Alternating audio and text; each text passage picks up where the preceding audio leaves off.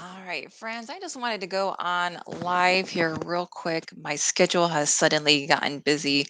We'll probably be busy maybe from now till the rapture, at least for the next few months.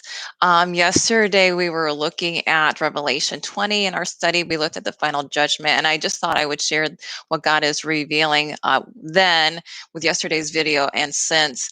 So we looked at Revelation 20 with the final judgment at the throne of God. Verse 11, then I saw a great white throne and him who sat upon it, from whose presence earth and heaven fled, and no place was found for them.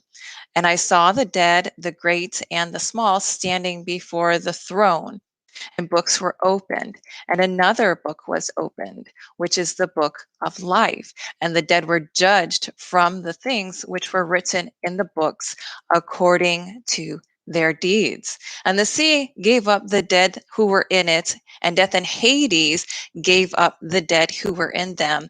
And they were judged, each one of them according to their deeds. Then death and Hades were thrown into the lake of fire. This is the second death, the lake of fire. And if anyone's name was not found written in the book of life, he was thrown into the lake of fire. And so the lake of fire is also where we see earlier in the chapter where Satan is thrown at the end of the millennium.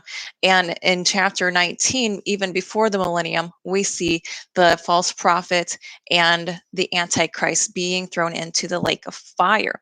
Uh, but Hades is a different place. And Jesus even references this place in Matthew 11:20 through 24. I would encourage everyone to do a study on this as well. Then he began to reprimand the cities in which most of his miracles were done because they did not repent. Woe to you, Chorazin! Woe to you, Bethsaida!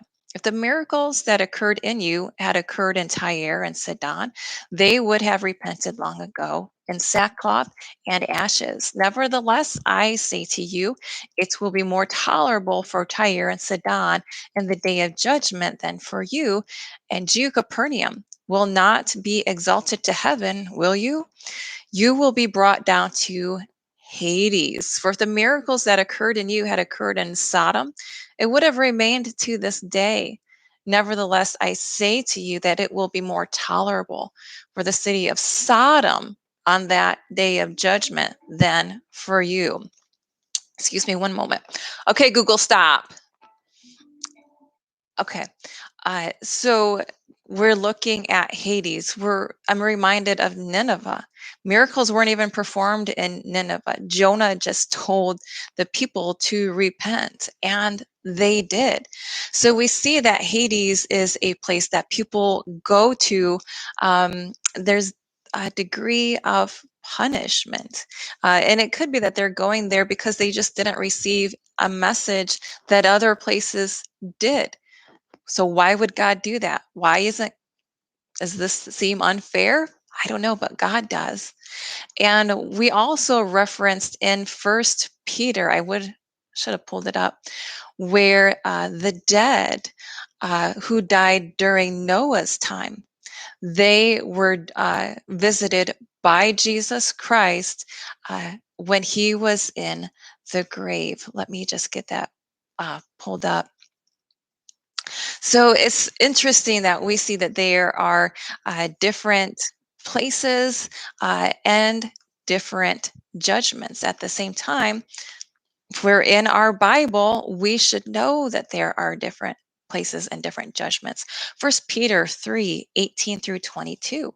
For Christ also suffered for sins once for all time, the just for the unjust, so that he might bring us to God, having been put to death in the flesh, but made alive in the spirit, in which he also went and made proclamation to the spirits in prison. Could this be Hades? If I had more time, I would do more of a word study on that.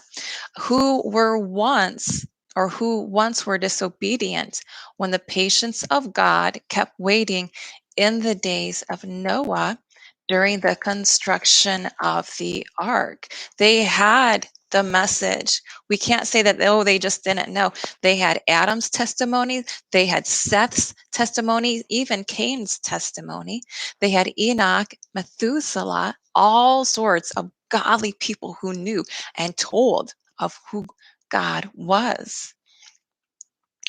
Uh, During the days of construction of the ark, in which a few, that is 8 persons, were brought safely through the water. Corresponding to that, baptism now saves you. Not the removal of dirt from the flesh, but an appeal to God for a good conscience through the resurrection of Jesus Christ, who is at the right hand of God, having gone into heaven after angels and authorities and powers had been subjected to him.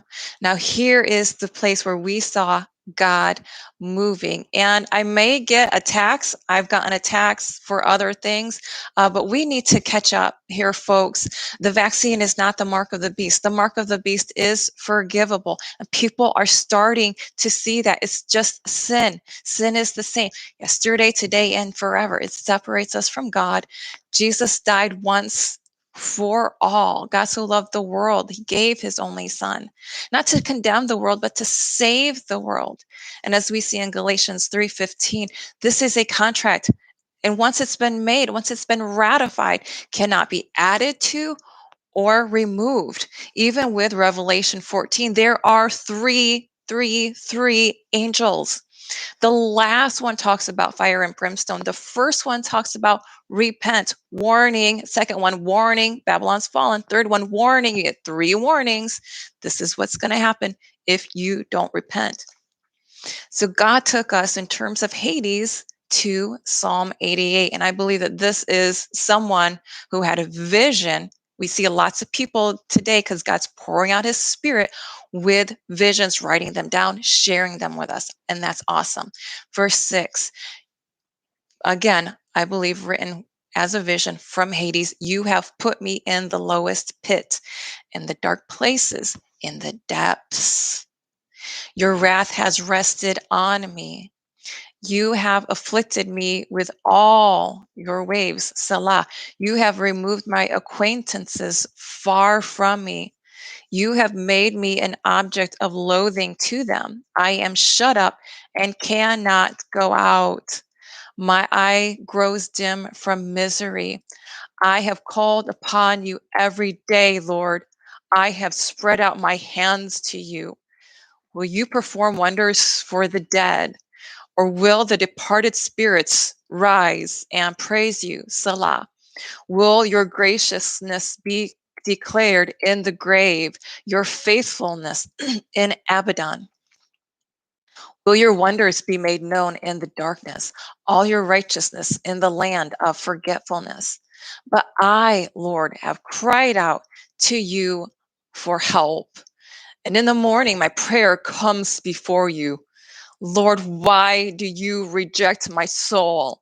Why do you hide your face from me? I was miserable and about to die from my youth on. I suffer your terrors. I grow weary. Your burning anger has passed over me. Your terrors have destroyed me. They have surrounded me like water all day long. They have encircled me altogether. You have removed lover and friend far from me. My acquaintances are in a hiding place. Today, he confirmed this with Isaiah 14, not even a full verse, but he showed me there will be no coal to warm by, nor a fire to sit before. Take this to the Lord in prayer, as with everything else. Let's educate each other. Let's work together. We're almost there, but we want to leave truth. We don't want to leave discord or discontent or untruths. We need the people in the great tribulation and the great wrath of God to be able to be equipped to expose the fallacies in the church. Pray over this. Hey, darling, thanks for tuning in. Love to you all. Have a great day. Thank you. Thank you. Bye bye.